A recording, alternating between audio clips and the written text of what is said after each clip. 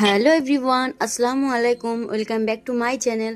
আরও একটি নতুন ভিডিওতে সবাইকে ওয়েলকাম। আজ মা বাড়িতে নেই, তাই ঘুম থেকে উঠে প্রথমে ভাত বসিয়ে দিয়েছি। ফ্রিজ থেকে সবজি আর মাছ বার করে নিয়েছি।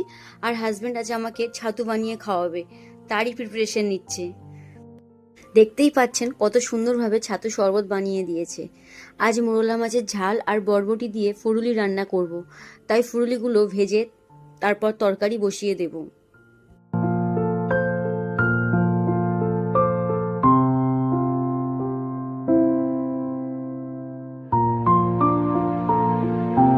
রান্নাবান্না প্রায় শেষের দিকে।